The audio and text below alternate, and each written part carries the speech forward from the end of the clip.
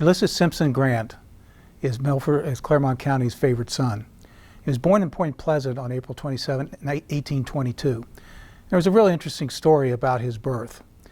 His father, Jesse Grant, rode on the horse from Point Pleasant to New Richmond to talk to Dr. John Rogers, who was the best-known doctor of the era, and to have him come and assist in the delivery. He found out that Dr. Rogers was elsewhere in the Clark family home. So he went up to the Clark family home, sat down, started talking business, which was his usual thing, with Mr. Clark. When the doctor said, "It's time to go, Jesse," he said, "Just go ahead on your own, and I'll catch up." So that's what happened.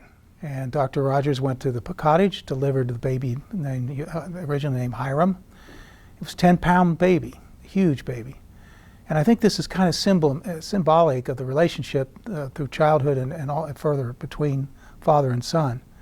Jesse Grant was a very hard-charging, domineering sort of personality. He wasn't very nurturing. He was very critical of Ulysses.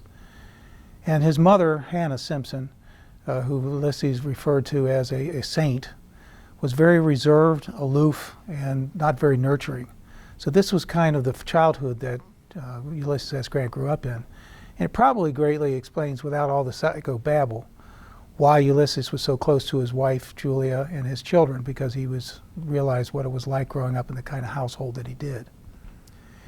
During his childhood, his father, Jesse, who was a very strong abolitionist and would write letters to the Castigator newspaper in Brown County critical of the institution of slavery, was a tanner. And that was a nasty, dirty, smelly job, tanning hides. And Ulysses absolutely hated it.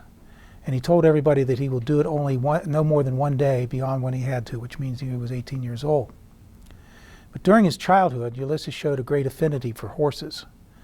His mother said they seemed to have a way with them, and she recounted a couple of occasions when he was a toddler and would walk around through the stalls, and none of the horses would step on him. They knew that he was there, and they kind of respected him being there, she thought. And there was occasions when people recorded seeing him racing through the street horseback, sometimes without a saddle, sometimes standing up like a circus rider, and other times doing trick riding on the side of the horse. And that was just a common thing to see Ulysses doing that with a horse. When he was a young man, about 10 years old, a traveling circus came through, and they had a wild pony, and they promised to pay anybody $5 if they could ride the horse, and they said he's never been ridden before. So Ulysses went out there. He was the last one in Georgetown, which is where they were living at the time. And he went up apparently and talked to the horse, blew in the nostrils, that kind of thing, getting the horse ready for him. And he rode the horse with no trouble. And the circus owner tried to get out of paying him the $5, but Jesse Grant told him, "You better pay my son.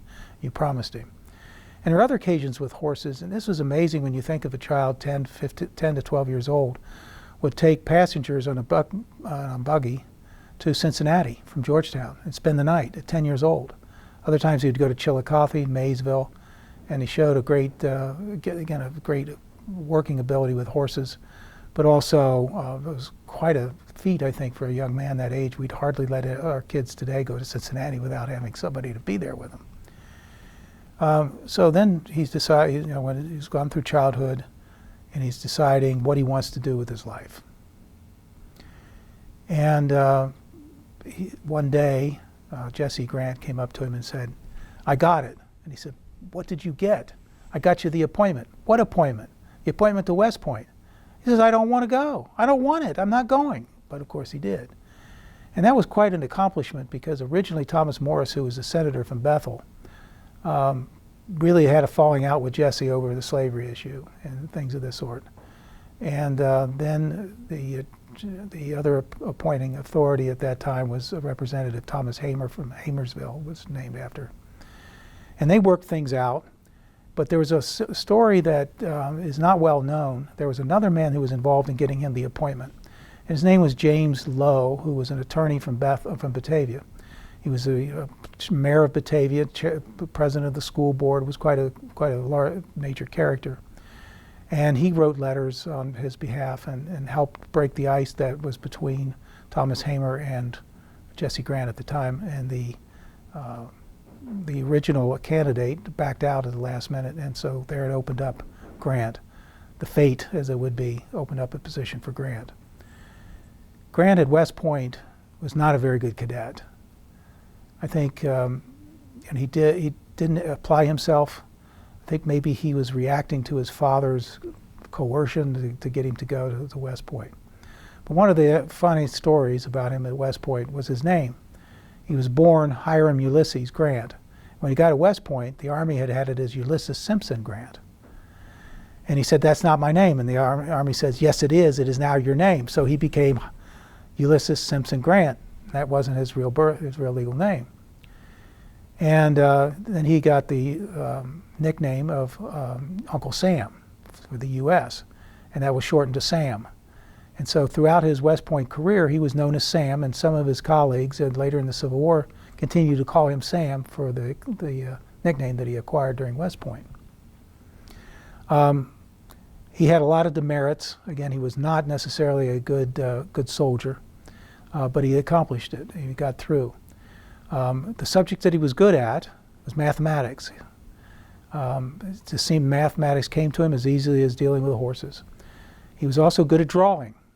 And you usually don't think that an art class is something that you would see at West Point, but that was important for them because there were no, at that time, no cameras that could take pictures of fortifications.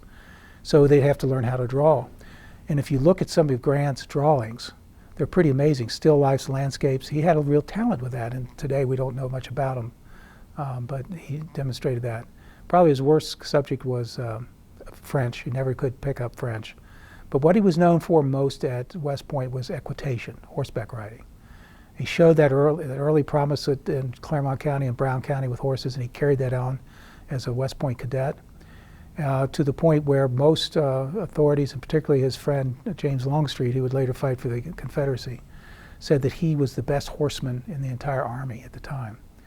And he demonstrated that on the last day that he was at West Point before his graduation, when the horse trainer called him out, gave him this big horse, and set the horse jumping height at the highest that it had ever been in the history of West Point. Grant went right around and cleared it easily, setting the new West Point jump record that held for over 20 years. He had hoped that once he was finished with West Point that he'd get an appointment in the cavalry, since the horses were his. You know, that was his venue. But instead he was appointed to the infantry. And of course, the rest of that is history.